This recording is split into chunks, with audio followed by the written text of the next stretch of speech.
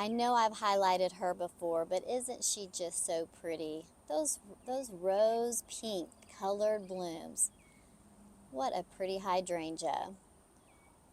Well, good morning everyone and welcome back.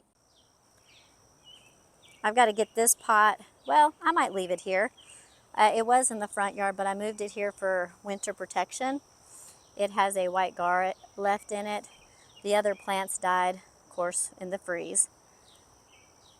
And I'm sure that garret is liking its space all to itself.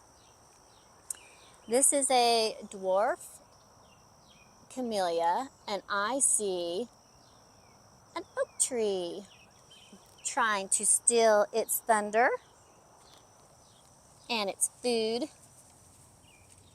Oh no, you are quite tall. I have to come back and yank that out.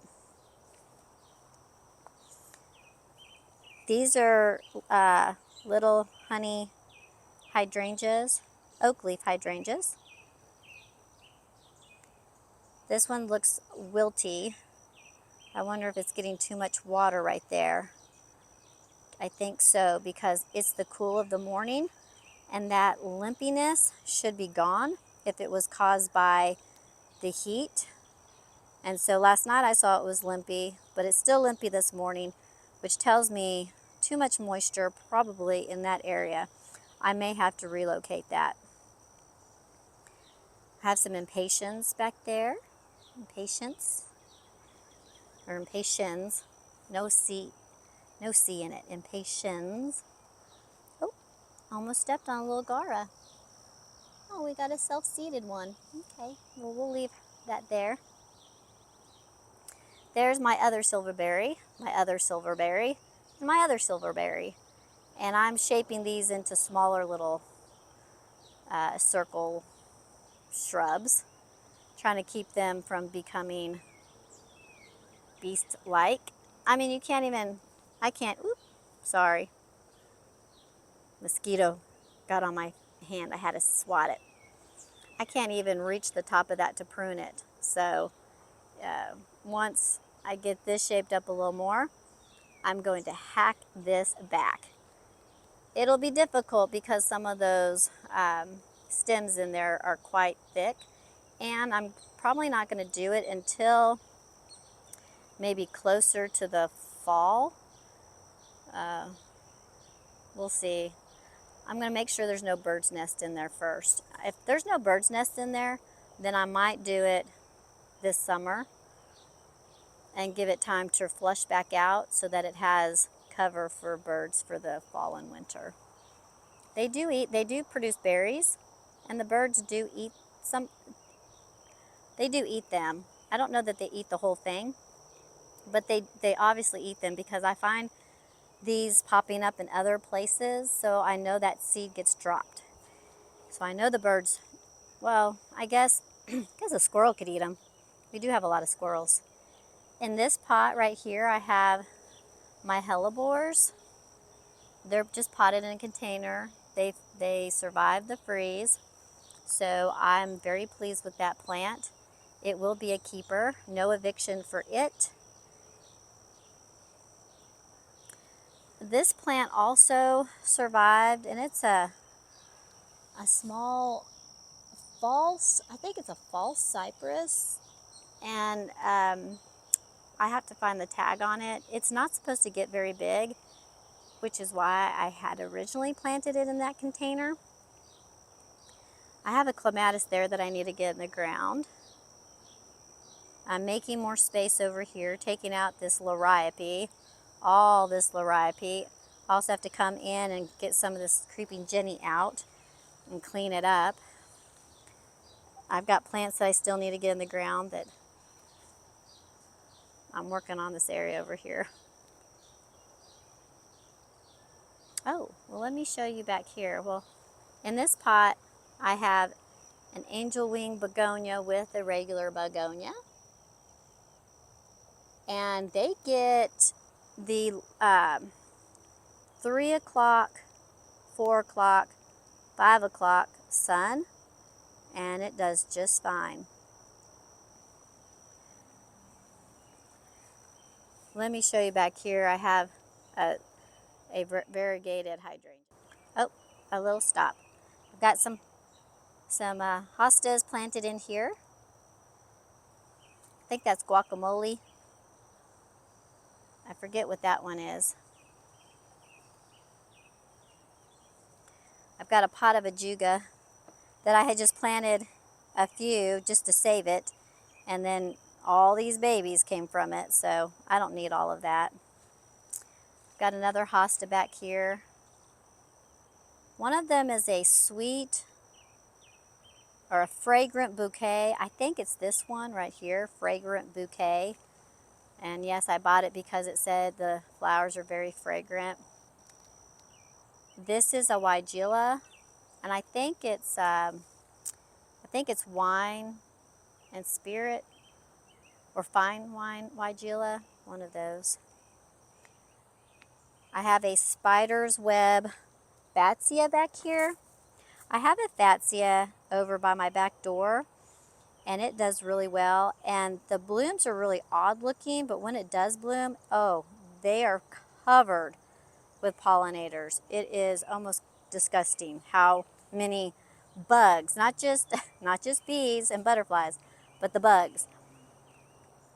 This is a variegated hydrangea. It's a lace cap, which I prefer personally. I prefer the style of the lace cap flower. I just think they're so dainty and pretty. It makes me want to cut them off and bring them inside, but I don't. But it makes me want to. And then I have this Japanese maple back here. And it's like the thread leaf kind, like very tiny little leaves. So pretty, very fern-like, but it is called a Siryu. So that's a Siryu. And we'll see if it gets enough sun back here for the coloring that's supposed to get. My gardenia over here by my shed is growing, and it did bloom. I'm thrilled about that. Again, a sign that it's in the right spot.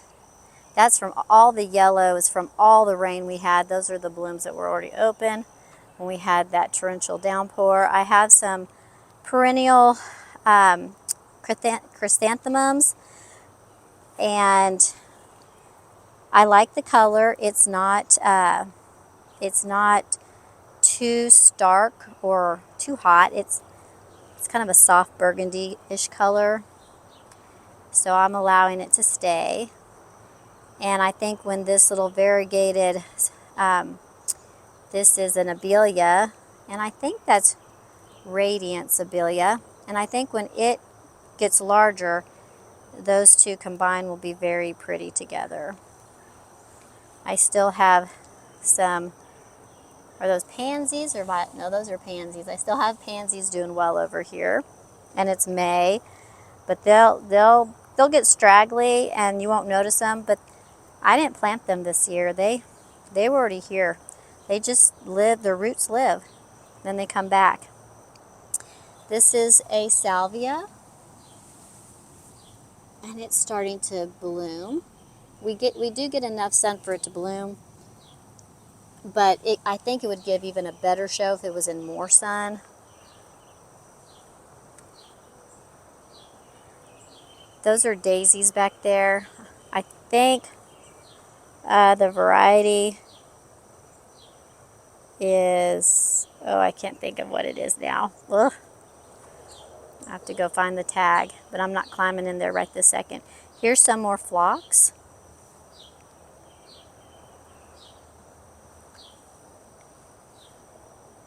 And then I have some cute little pretty ground cover, a Veronica ground cover, but it's done with its blooming, obviously. Doesn't have much left. It's getting too warm for it.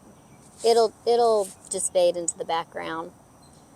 I can probably dig up those two phlox right there and relocate those. Yay. I have a sedum there. I think that's a chocolate something. Now what is this? I don't recall planting this. This is definitely a chrysanthemum, and it's yellow. So must have been from, I must have planted it in the fall. I see another oak tree back there. That's an abelia. That's a Rose Creek. Rose Creek abelia. It hasn't done well. In fact, I almost stopped buying abelias because of this one. It's always been scraggly like that. I've had it for 2 years. No. I've had that for 3 years. That was one of my first plants that I put in the first flower bed that I did when COVID hit. Yeah, that thing's been around for a long time, but that is the best that it's ever looked, so maybe it actually likes its place. I had some oriental lilies, but I've cut them back. Some more Dusty Miller, some more violas and pansies. Yes, this is clover, and I did let it stick around during the beginning of spring, and that's because it is one of the first things that pops up with the nectar that the bees really love. You know, of course, clover honey, so I let the clover stay. I don't mind it at all, and I will start pulling it out, and it already self-seeded, so it'll pop up again next spring, but it can go now that there's so much other things blooming in the garden.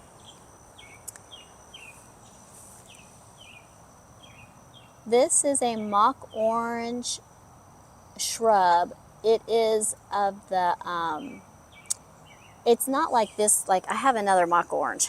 These are common names for them. This is another mock orange, but this is the real mock orange, but the odorless type. It does not have that sweet scent, so it's odorless. And then this one is, okay, what is this shrub? This shrub is, okay, I can't remember the shrub name, but I know that the breed name, the designer name is Wheeler's Dwarf Mock Orange. But this is a type of shrub. This is a dwarf type of shrub that grows in Louisiana really well. And when I think of what that shrub name is, I will add it to the video. Sorry about that. Have my redbud tree doing good. It's just a normal eastern redbud. I have a climbing rose here that blooms yellow. It's very short blooming, so I'm going to replace it because I actually wanted something that would grow and bloom spring through summer, maybe even into fall. I do have a little wildflower section over here. I don't mind pulling up the primrose. I also have goldenrod growing back here. This is kind of a mess back here because I still haven't decided what exactly I want to do back here. I do have a sweet olive shrub right here, and it may be getting too much shade. And then I have a persimmon tree, and it does have fruit on it. Let's see if I can get one. Yeah. So it has fruit production on it. It did bloom this year. I've had it a year and a half, 2 years. I think 2 years in the ground, and so it's finally blooming fruit. Loropetalum. Pretty sure that's a purple daydream. Definitely gets too much water over here for the Dusty Miller. I have a lemon drift rose. We'll see how that does. If that gets too much water, it might get too much water there. This is a lemon meringue. Lemon meringue baptisia. Anyway, I love the leaf color. It's a blue-green. This Dusty Miller also seems to be struggling. So either it's not enough sun, which I doubt that's the case, because it gets afternoon, like from 9 a.m. to 4 p.m., 5 p.m. sun, even later than 5 p.m. So I don't think it's the sun. I do think it's water. Also, whatever critter, I mean, the other day I came out here and I still have petunias left. Now they're like almost all nibbled away. How frustrating. But it's probably all the moisture we've had has probably allowed the little slugs and snails and everything to come and nibble. But I have some other petunias I can go and plant somewhere else. I won't put them in the ground out here where it can stay moist. And that's a Gerber Gerber daisy. And I planted those the other day, and it got pelted with all the rain and everything, but it seems to be faring just fine. I was worried about it because I planted in straight up clay, so I was worried about that. Have some dianthus. The other day, all that dianthus was leaning to the right. Now it's all leaning to the left. And I don't know. I guess it just doesn't know which direction it wants to grow. So, I don't know. But it's pretty, and oh, it smells so good. It really does. I need to really go back to, so that's one of the first plants I bought.